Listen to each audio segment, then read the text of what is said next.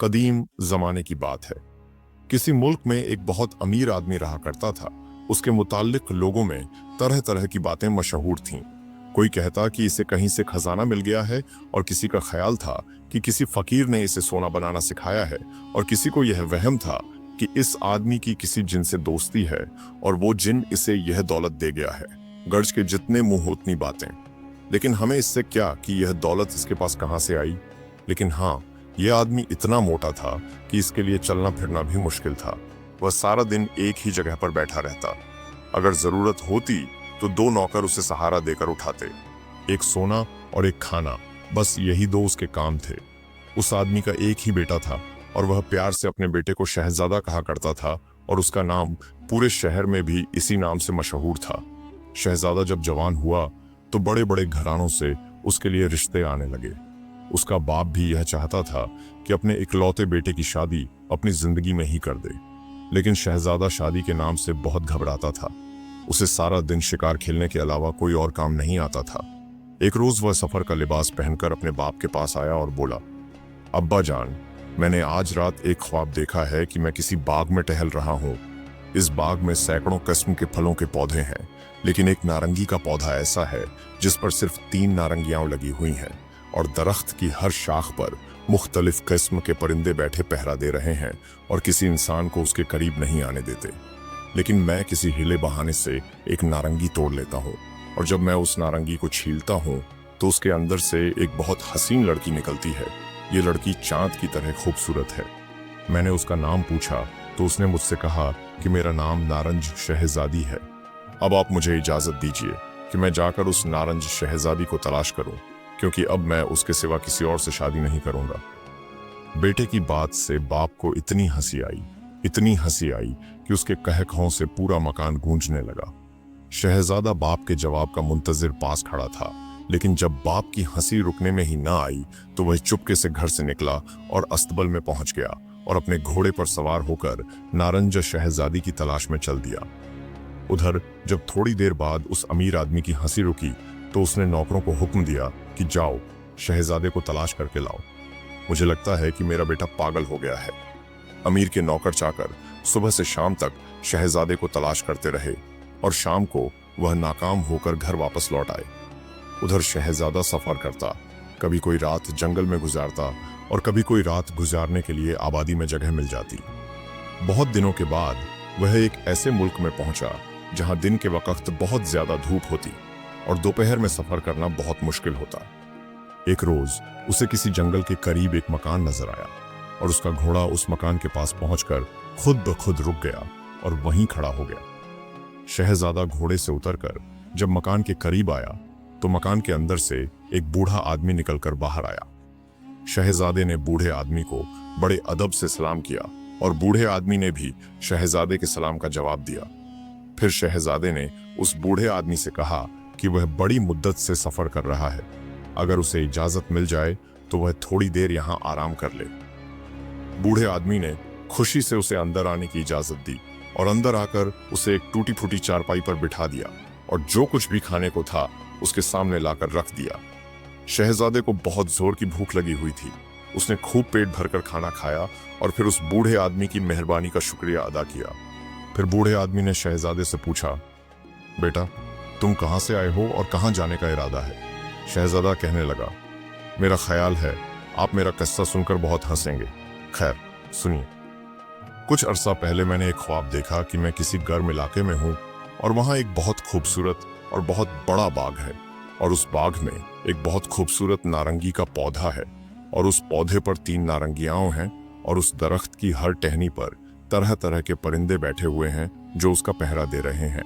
खैर, मैंने किसी तरह से एक नारंगी तोड़ ली। जब मैंने उसे छीला तो उसमें से बहुत खूबसूरत एक शहजादी निकल आई। मैं अब उस बाग की तलाश में हूँ। दुआ कीजिए कि मेरी मेहनत रंग ले आए और मैं जिस काम के लिए घर से निकला हूँ वह मेरा काम पूरा हो जाए। बूढ़ा आदमी कहने लगा, खुदा तेरा काम पूरा करेगा। फिर बूढ़ा आदमी कहने लगा, लेकिन वो इलाका तो यहाँ से बहुत दूर है। तुम इस जंगल के किनारे किनारे यहाँ से चले जाओ। तुम्हें एक 4 दीवारी सी नजर आएगी। उस 4 दीवारी के अंदर एक महल है, और उस महल में एक चुड़ैल रहती है, और वह किसी को अंदर नहीं जाने देती। उस महल के अंदर नारंगी का दरख्त है। तुम दीवार के साथ साथ चलते जाना, तुम्हें लोहे का एक दरवाजा मिलेगा। उस दरवाजे में से गुजरने से पहले उस दरवाजे की चूल में तेल डाल देना। ये लो तेल की बोतल, इसे संभाल कर रखना। दरवाजा खुद ब खुद खुल जाएगा। अंदर से एक बहुत ही खूंखार कुत्ता निकलेगा। ये उस महल का चौकीदार है। ये लो रोटी, ये रोटी उस कुत्ते को डाल देना। जब तुम अंदर जाओगे तो एक मामा यानी एक मुलाजिमा मिलेगी। वह चूल्हे के पास बैठी होगी और पसीने से भीगी हुई होगी। ये लो एक पंखा, ये पंखा उस मामा को दे देना। बाएं हाथ को एक पानी का कुआं है। उस कुएं की रस्सी आधी कुएं में है और आधी बाहर। उस रस्सी को कुएं के अंदर से निकालकर धूप में डाल देना। उसके बाद तुम नारंगी के दरख्त की तरफ जाना।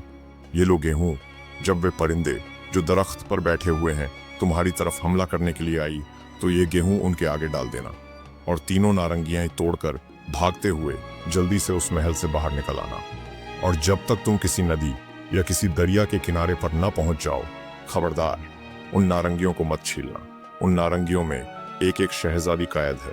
फिर उन तीनों में से तुम्हें जो भी पसंद हो उसे अपने साथ ले लेना, लेकिन खबरदार उसे एक लम्हे के लिए भी अपनी आंखों से ओझल मत होने देना। अक्लमंद वही है जो खतरे से पहले होशियार रहे। अगर तुमने मेरी नसीहत पर अमल किया तो इंशाअल्लाह हर मुश्किल पर गालिब आकर कामयाब होकर लौटोगे। अब जाओ, तुम्हें अल्लाह के सुपुर्द किया। शहजादे ने उस बूढ़े आदमी का शुक्रिया अदा किया और अपने घोड़े पर सवार होकर जंगल की तरफ रवाना हुआ। कुछ दिनों बाद शहजादा एक महल के सामने पहुंचा। जब वह घोड़े से उतरकर महल के दरवाजे के करीब गया तो दरवाजा तो खुला हुआ था, लेकिन अंदर से आग के शोले निकल रहे थे। शहजादा दीवार के साथ साथ चलने लगा। एक और जगह उसे एक और दरवाजा नजर आया। यह दरवाजा लोहे का था और यह बंद था। शहजादे ने दरवाजे की चूल में तेल डाल दिया। दरवाजा खुद ब खुद खुल गया। जब शहजादे ने अंदर कदम रखा ही था कि एक गधे के कद के बराबर एक खूंखार कुत्ता उसकी तरफ लपक कर आया। शहजादा उस कुत्ते से डरकर भागना ही चाहता था कि उसे अचानक वह रोटी याद आ गई जो उस बूढ़े आदमी ने दी थी। उसने रोटी निकालकर कुत्ते के आगे डाल दी और कुत्ता वह रोटी खाने लगा। शहजादा अंदर चला गया।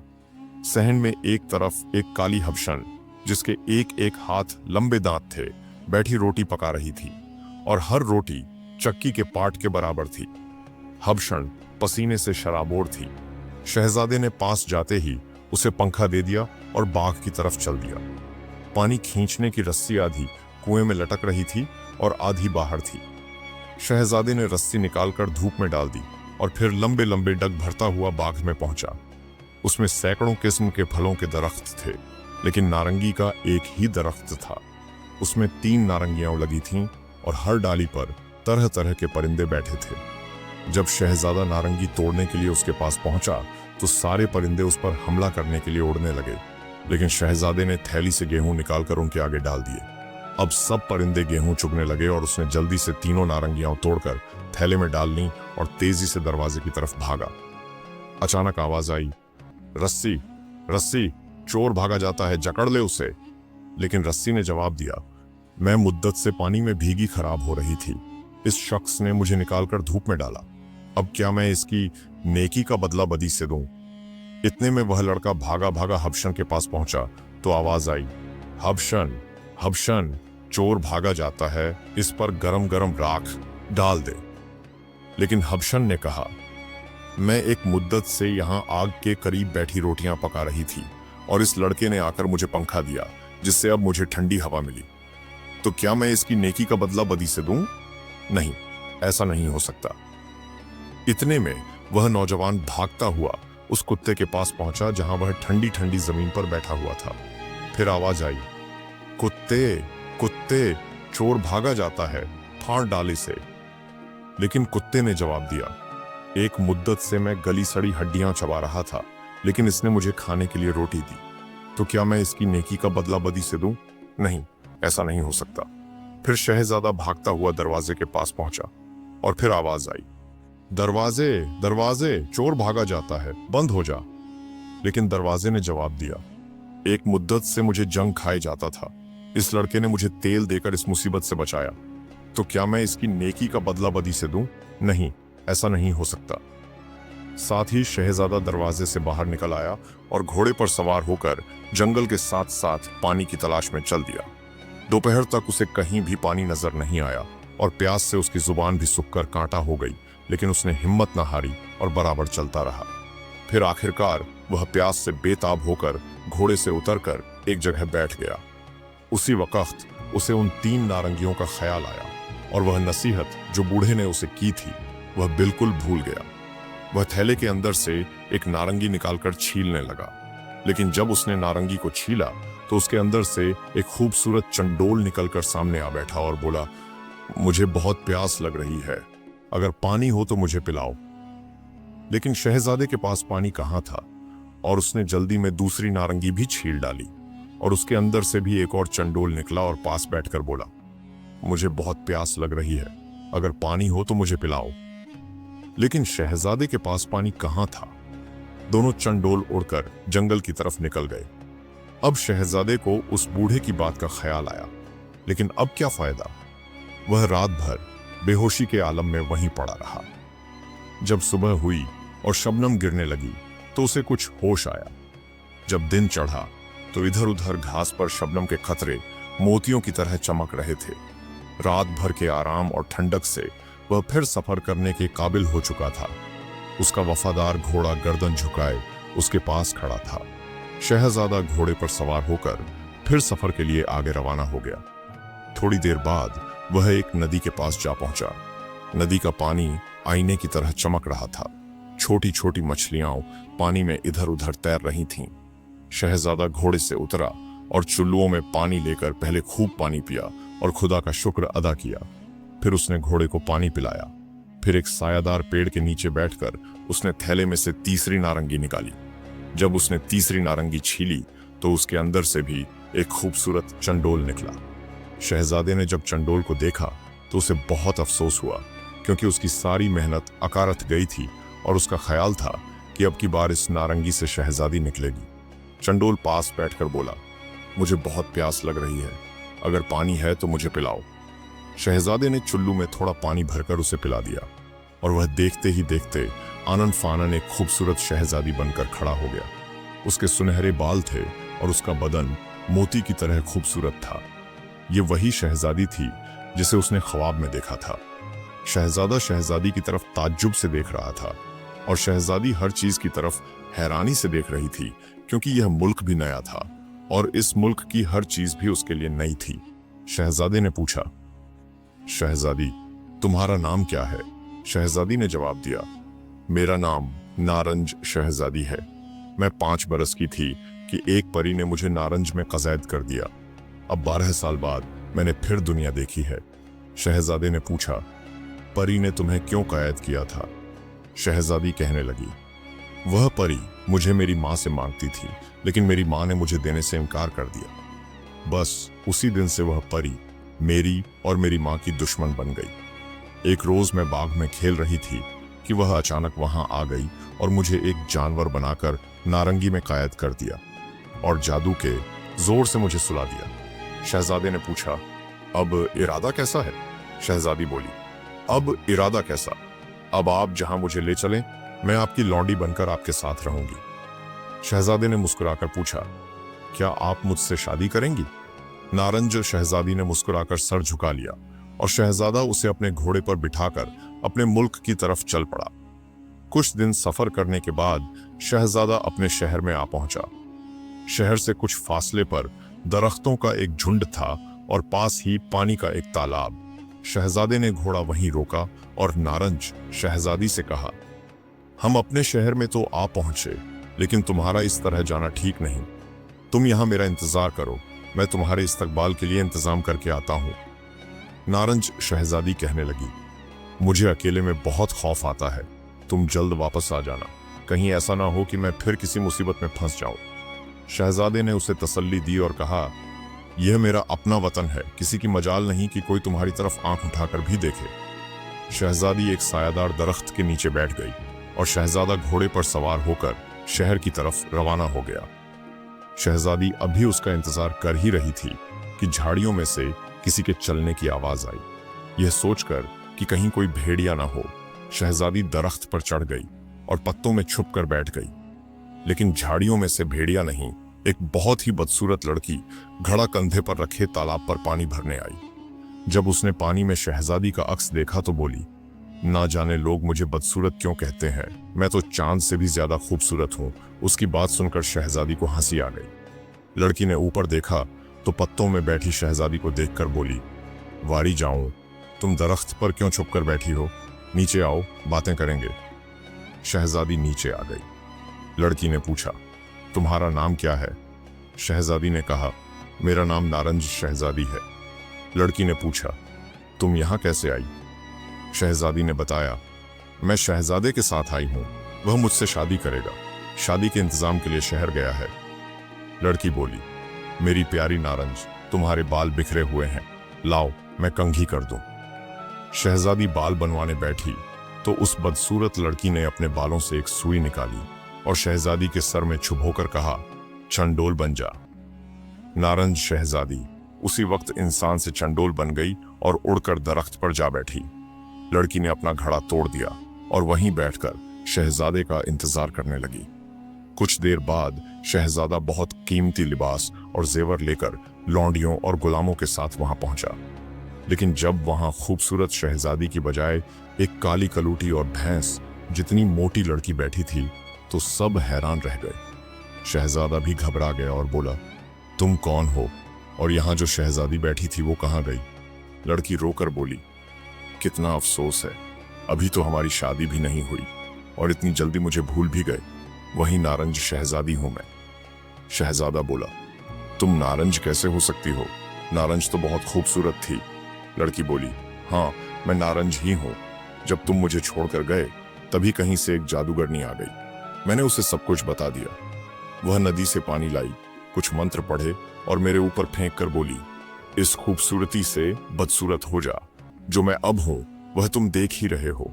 अगर तुम मुझे पसंद नहीं करते तो मुझे वहीं वापस पहुंचा दो जहां से लाए थे।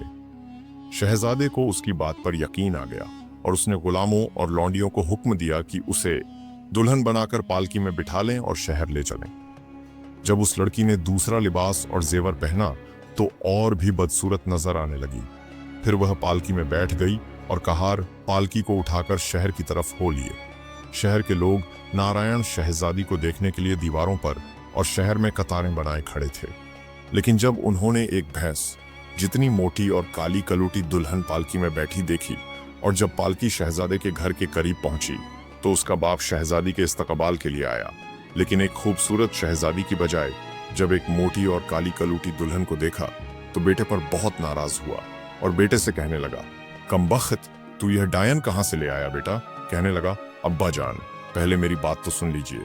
बाप बोला, कमबख्त, तू जैसे पहले कमबख्त था आज भी वैसा ही साबित हुआ। क्या इसी लड़की के लिए तूने इतना लंबा सफर किया था? मैं कभी भी तुम्हारी इससे शादी नहीं करूंगा। शहजादा कहने लगा, बेशक मैंने इसी के लिए इतना लंबा सफर किया था और यही वह शहजादी है जिसे मैंने ख्वाब में देखा था। बाप झिड़क कर बोला, चुप रह, इस काली कलूटी लड़की को शहजादी कहते हुए तुझे शर्म नहीं आती? लेकिन जब उसने बाप को जो कुछ भी शहजादी पर बीती थी वह बताया तो बाप को शहजादी पर बहुत रहम आया और उसकी खिदमत के लिए उसे महल ले आया और उसकी देखभाल के लिए लौंडी गुलाम मुकर्रर कर दिए और शादी की तैयारी करने का हुक्म दे दिया। हुक्म देते ही तैयारियां शुरू होने लगीं। जब शादी की सारी तैयारियां पूरी हो गईं तो उस आदमी ने शहर के बड़े बड़े लोगों को शादी की दावत के लिए बुलवा दिया और महल के सामने गरीबों और अमीरों को खाना खिलाने के लिए शामियाने लगवा दिए। शादी के दिन शहर के बड़े बड़े अमीर वहां पहुंच गए और मजेदार खाने खाने लगे। लेकिन जब वह दुल्हन को देखते तो कनखियों से एक दूसरे की तरफ देख देख कर मुस्कुराते। बावर्ची को हुक्म था कि वह हर मेहमान के आगे गरम गरम खाना रखे। बावर्ची अपने काम में मशगूल था कि कहीं से एक खूबसूरत चंडोल उड़ता हुआ आया और बावर्ची खाने की खिड़की में बैठकर बोला, एक रोता है, एक हंसता है, एक मरता है, एक जीता है, एक पेट की खातिर काम करे और एक चैन करे, आराम करे। तुम खत्म, जरा यह काम करो, कुछ नींद करो, आराम करो। बावर्ची हंसकर बोला, मियाँ चंडोल, जब दिन भी काम और रात भी काम, मजदूर को कैसे मिले आराम? कुछ काम करे तो पैसा पाए, घर चैन करे तो फाका आए।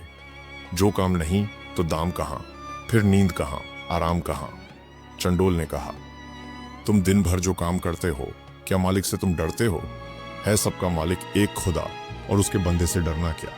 तुम खत्म, जरा यह काम करो, कुछ नींद करो, आराम करो। चंडोल के यह कहते ही बावर्ची को नींद आ गई और वह पीढ़ी पर बैठा बैठा ही ऊँघने लगा। उधर जब मुर्गर के कबाब आने में देर हुई तो अमीर ने बावर्ची को बुलाने का हुक्म दिया। नौकर जब बावर्ची को लेने आया तो उसे सोता हुआ देखकर लौट गया और अमीर से जाकर कहने लगा कि बावर्ची तो आराम से पीढ़ी पर सो रहा है। यह सुनकर अमीर एक चाबुक लेकर वहां आया। मुर्गा जो बावर्ची ने सीख पर चढ़ा रखा था वह जलकर कोयला हो चुका था। उसने बावर्ची को मारने के लिए चाबुक उठाया ही था कि वही चंडोल अंदर आया और उसके सर के ऊपर उड़ने लगा। अमीर जब बावर्ची को मारने के लिए चाबुक उठाता तो वह उसकी नजरों के सामने से गुजरता और फिर खिड़की में जाकर बैठ जाता। अमीर उसे पकड़ने की बहुत कोशिश करता लेकिन वह हाथ ना आता। जब अमीर को आने में देर हुई तो शहजादा भी बावर्ची खाने में आ गया। अमीर ने शहजादे से जल्दी कहा कि वह खिड़की बंद कर दे। जब शहजादे ने खिड़की बंद कर दी तो दोनों ने मिलकर उस चंडोल को पकड़ लिया। अमीर उस चंडोल को जमीन पर पटकने ही वाला था कि उसे उसके सर पर एक सुई चमकती हुई नजर आई और फिर ताज्जुब से बोला, अरे इस चंडोल के सर में यह सुई कैसी? और जब उसने उसे खींचा तो चंडोल की बजाय नारायण शहजादी उनके सामने मौजूद हो गई। जब दोनों बाप बेटे को शहजादी मिली तो वह उसे पाकर बहुत खुश हुए। फिर शहजादी ने उस मोटी और काली कलूटी लड़की के बारे में बताया, उसका झील पर आना, उसका अपना अक्स देखकर खुश होना और फिर बहाने से उसके सर में सुई चुभो देना। यह सब किस्सा अमीर को सुनाया। जब अमीर ने यह किस्सा सुना तो उसे उस मोटी कलूटी लड़की पर बहुत गुस्सा आया और उसने अपने नौकरों को उसे जिंदा जला देने का हुक्म दिया। लेकिन नारायण शहजादी ने कहा, आज खुशी का दिन है और वह भी खुदा की मखलूक है। उसने जो कुछ भी किया उसकी सजा उसे खुदा देगा, चुनांचे आप उसे माफ कर दें। अमीर ने अपनी बहू की सिफारिश पर उस मोटी औरत को माफ कर दिया और बड़े धूमधाम से बेटे की नारायण शहजादी से शादी कर दी। प्यारे दोस्तों, उम्मीद करता हूं कि आज की यह वीडियो आपको पसंद आई होगी। अगर वीडियो अच्छी लगी हो तो कमेंट्स में अपनी राय का इजहार जरूर कीजिएगा। हमारे चैनल को सब्सक्राइब कर दीजिएगा। वीडियो देखने का बहुत बहुत शुक्रिया।